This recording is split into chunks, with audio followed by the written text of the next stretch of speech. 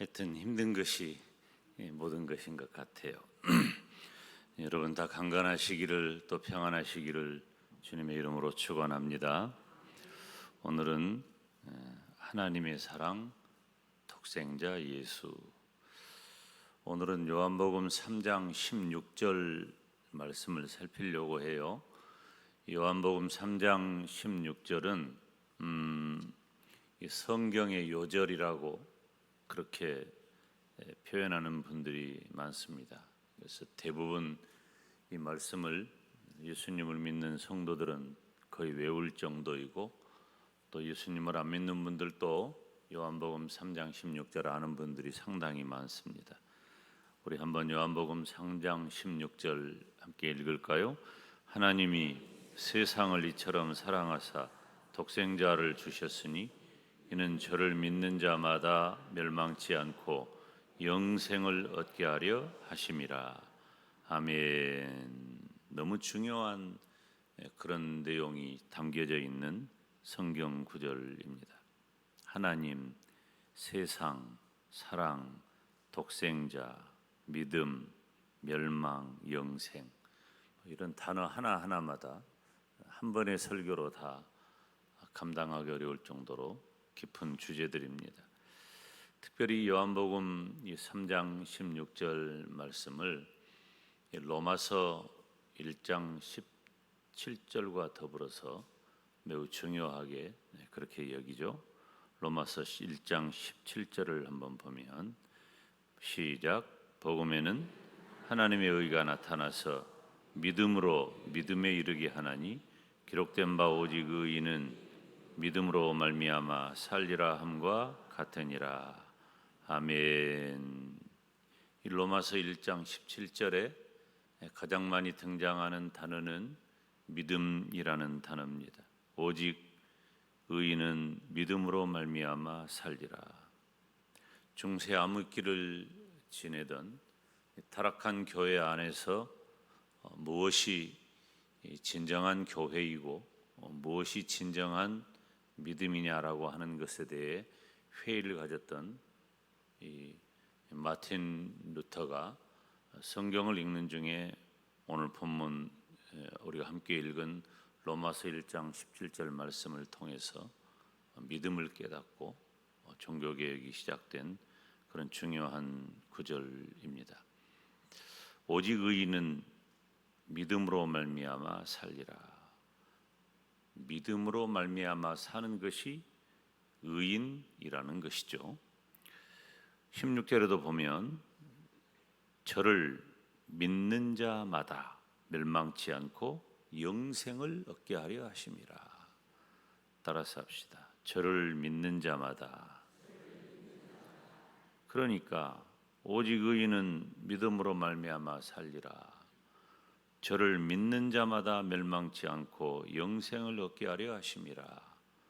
모두 다 믿음에 관한 말씀이에요. 믿음. 무엇을 믿는 거죠? 독생자 예수님께서 유일한 나의 구세주, 나의 하나님이라고 믿는 믿음이에요. 이건 우리 기독교를 말하는 핵심 주제입니다. 믿음이에요. 그 믿음이 영생을 주는 거죠. 중요한 단어가 그래서 영생입니다. 영생을 얻게 하려 하심이라. 이는 저를 믿는 자마다 멸망치 않고 영생을 얻게 하려 하십니다. 이 영생이라고 하는 말은 영원한 생명이라고 하는 거예요. 영원한 생명은 뭐예요? 죽지 않는 거잖아요. 죽지 않는 거예요. 죽지 않는 게 영원한 생명이니까. 그러면 사람은 육체적인 죽음은 누구나 다 경험해요. 그런 의미에서 이 죽지 않는다, 영생이라고 하는 이 말은 단순히 우리 육체를 가리켜 하는 말은 아니다는 거죠. 다분히 이 영적인 의미의 단어예요. 그럼 우리가 영적으로 죽지 않는다, 이렇게 말할 때 육체의 죽음 이후에 우리에게 다가오는 영원 세계가 있는데 그 육체의 죽음 이후에 우리에게 다가오는 그 영원 세계가 죽음을 보지 않는다. 그런데 육체의 죽음 이후에 우리에게 다가오는 두 세계가 천국이 있고 지옥이 있어요. 천국은 두말할 것도 없이 영원히 복을 누리며 사는 거죠. 근데 지옥에 간 영혼들도 영원히 죽지 않고 영원한 벌에, 영원한 형벌에 처하게 되는 거예요. 다시 조금 1분 전으로 돌아가서 천국을 가든 지옥을 가든 죽지 않는 것은 같단 말이에요. 그러면 이 요한복음 3장 16절에 기록되어져 있는 영생과 로마서 1장 17절에 기록되어 있는 믿음으로 말미암아 살리라 라고 하는 단어는 단순히 영원한 상태에 있다고 해서 영생이라고 말하는 것이 아니라 지옥에 처해지는 것을 영벌이라고 하고 천국에 가는 것을 영복이라고 할 때에 천국에 가게 되는 것을 가리켜서 영원한 생명이라고 표현하는 것이 적합하다 하는 거예요. 그래서 예수님께서 이 땅에 오셨고 이 땅에 오신 그 예수님을 믿는 자는 영원한 복락을 누리는 그 영생을 의미하는 것입니다. 여러분 믿으십니까? 예수님을 믿으면 우리가 어떻게 되느냐? 영생을 얻게 된다는 거예요. 즉 영생은 요한복음 3장 16절식으로 언급을 하자면 하나님께서 독생자를 내어주신 사건의 결과라는 거예요. 하나님께서 독생자를 우리에게 내어주신 그 일의 결과가 곧 영생이라는 것입니다. 독생자를 내어주셨어. 그 독생자를 내어주심의 결과, 이 독생자라고 하는 단어도 사도 요한의 저서에만 등장하는 그런 용어예요.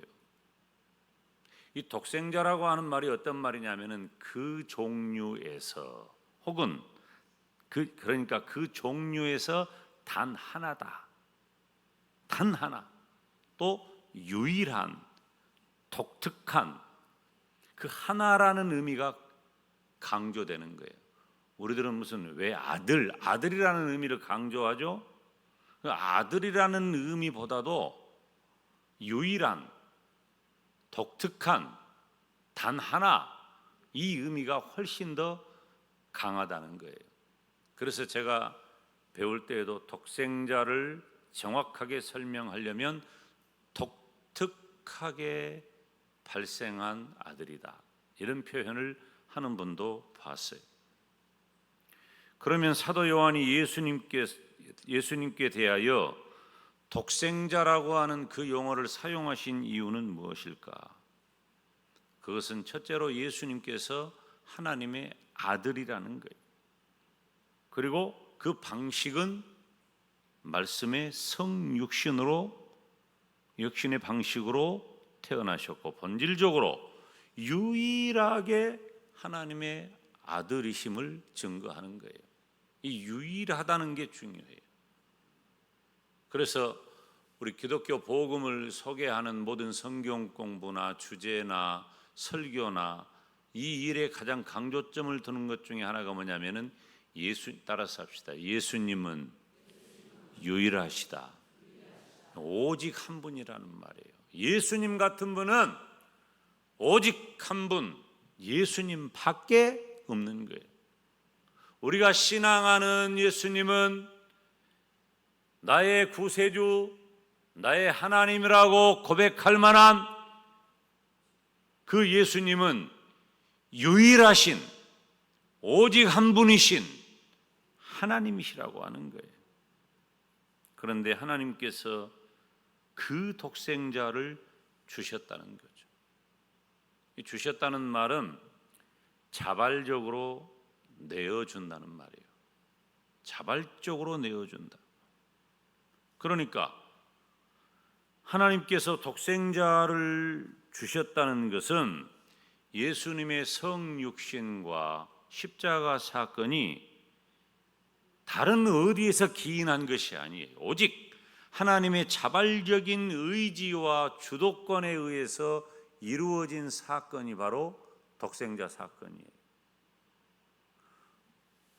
그 어떤 상황 때문에, 그 어떤 다른 이유 때문에 독생자 사건이 발생한 게 아니라 하나님의 주도적인, 자발적인 그 의도에 의해서 독생자 예수님이 이 땅에 오셨다는 겁니다.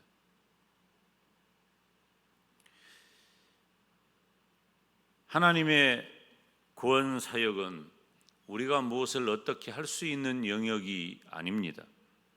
로마서 8장 32절 말씀을 보면 자기 아들을 아끼지 아니하시고 우리 모든 사람을 위하여 내어 주시니가 어찌 그 아들과 함께 모든 것을 우리에게 은사로 주지 아니하시겠느뇨. 내어 주셨다고 말이에요. 하나님께서 내어 주셨다. 자발적으로 내어 주셨다는 거예요. 하나님의 자발적인 의지, 하나님의 주도적인 의지로 내어 주셨다는 거예요. 갈라디아서 2장 20절 말씀은 좀 더 그 의미를 이해하기 좋습니다. 함께 읽어봅니다. 내가 그리스도와 함께 십자가에 못 박혔나니 그런즉 이제는 내가 산 것이 아니요 오직 내 안에 그리스도께서 사신 것이라. 이제 내가 육체 가운데 사는 것은 나를 사랑하사 나를 위하여 자기 몸을 버리신 하나님의 아들을 믿는 믿음 안에서 사는 것이라. 아멘. 나를 위하여 자기 몸을 버리신 이것은 그 어떤 외부적 요인이 조금도 가미되지 않는 오직 하나님에 의해서 자발적이고 주도적으로 이루어진 일이에요. 사실 그 일을 생각을 하면 나에게 베푸신 그 하나님의 은혜와 사랑과 축복이 얼마나 크고 놀라운가를 알 수 있어요. 우리 하나님은 인격의 하나님이시잖아요. 우리도 우리 인간을 보면서 하나님의 보편적 속성들을 발견하게 됩니다. 우리의 정서를 따르면 하나님이 가히 상상할 수 없는 어마어마한 절대적 존재를 지닌 분임을 알게 되는 거예요. 하나님께서는 온 세상 천지 만물을 만드시고 그 천지 만물을 만드시되 인간을 만드시고 우리 인간 존재가 피조물이라고 하는 그 사실을 깨닫게 해주셔요. 그게 바로 선악을 알게 하는 나무의 실과입니다. 나는 너를 창조한 여호와 하나님이고 너는 나의 피조물이다. 그 경계가 바로 선악을 알게 하는 나무의 실과이니 너는 이것을 먹지 말아라. 하나님께서 피조물 된 인간에게 명령하신 유일한 일이에요. 그리고 하나님께서는 아예 말씀하십니다.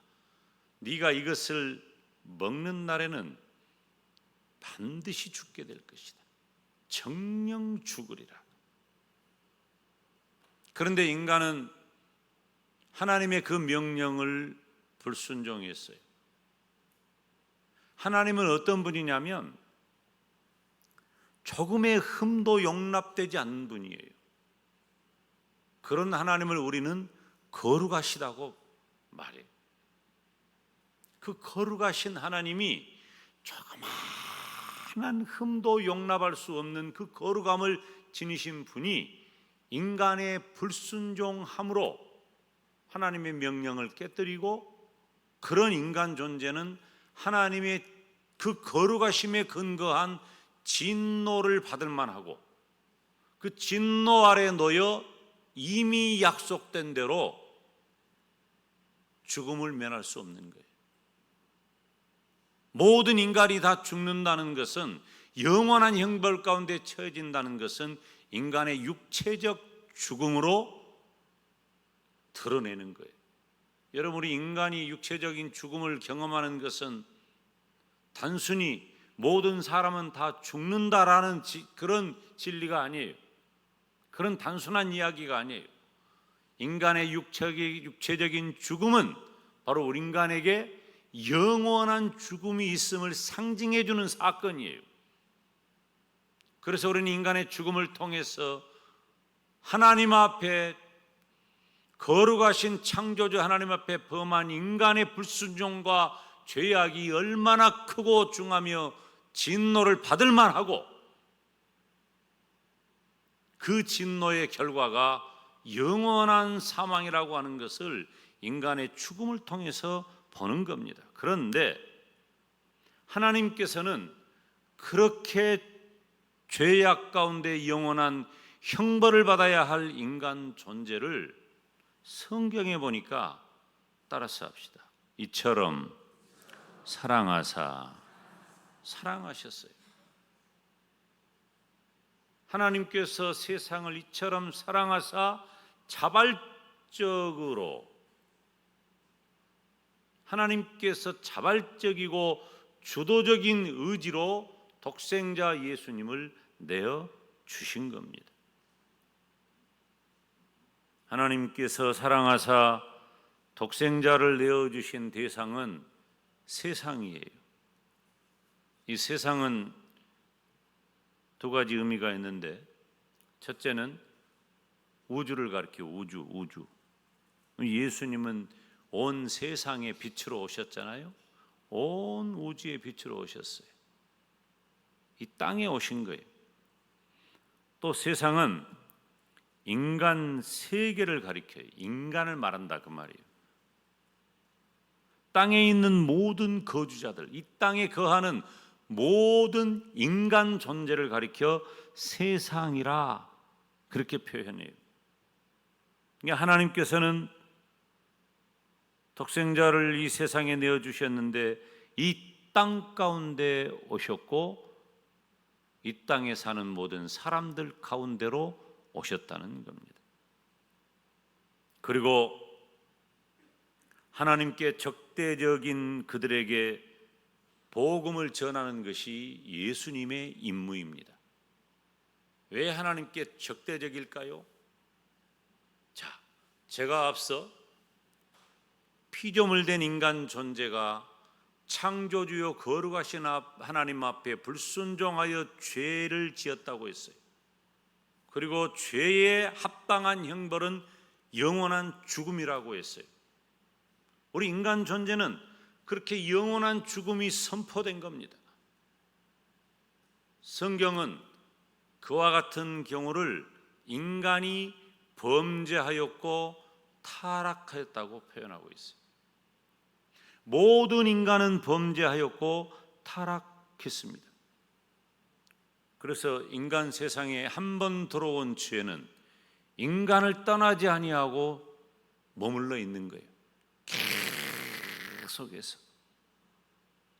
그래서 우리 인간 존재는 스스로 죄를 짓지 않더라도 이미 원죄를 가진 죄인이며, 원죄를 가진 인간 존재는 아무리 의로운 삶을, 저 사람은 착하다, 좋다, 법 없이 산다, 벨소리를 다 해도 그 죄악의 씨앗이 자리 잡고 있기 때문에 스스로 지은 자범죄의 대상이 되는 겁니다. 모든 사람은 다 죄에 빠진 거예요.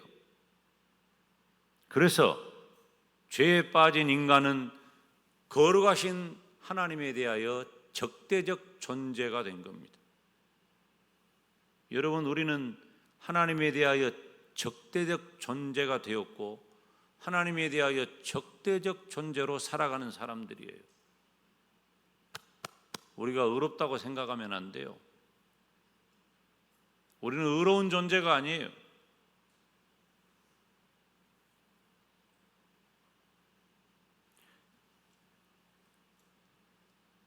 하나님에 대하여 적대적인 그들에게 복음을 전하는 것이 예수님의 임무예요. 즉 예수님께서는 하나님께로부터 우리들에게, 저와 여러분에게, 이 세상에 보내심을 받았다는 겁니다.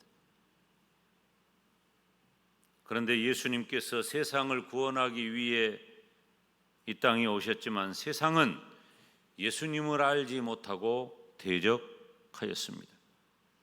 그래서 지금도 어때요? 지금도 예수님을 대적하고 하나님을 대적하는 세상과 교회는 싸우는 겁니다.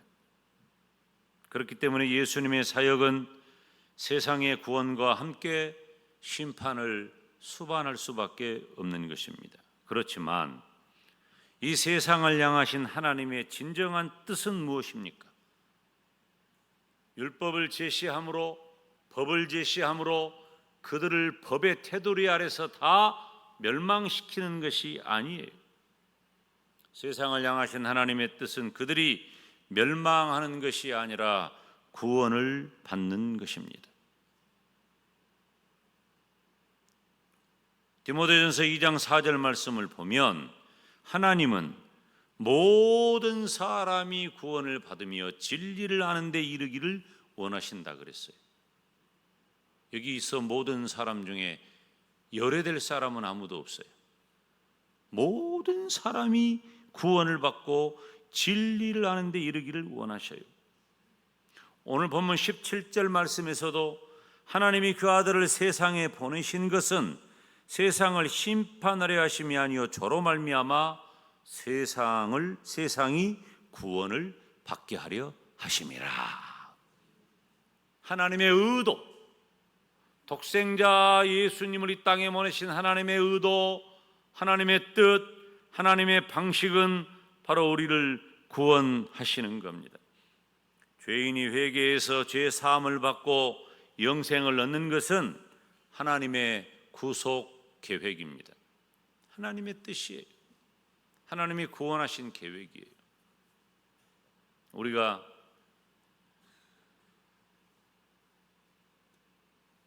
예수님께서 이 땅에 오신 지가 2000년이 훨씬 지났잖아요. 사실 1999년, 98년, 97년, 98년, 99년 막 이럴 때 그 밀레니엄 새천년 다가온다고 해가지고 별소리가 다 있었어요. 세상이 다 끝나버릴 것처럼 엄청난 천지 격변이 일어날 것처럼 이제 전혀 기억이 안 나는군요, 여러분들은. 그 난리가 온 세계가 다 그랬어요. 온 세계가. 컴퓨터 키지 마라. 컴퓨터 키면 바이러스가 다 먹어가지고 컴퓨터 다 망가진다. 근거는 없지만 아무튼 소문은 무성했다고. 무성했어.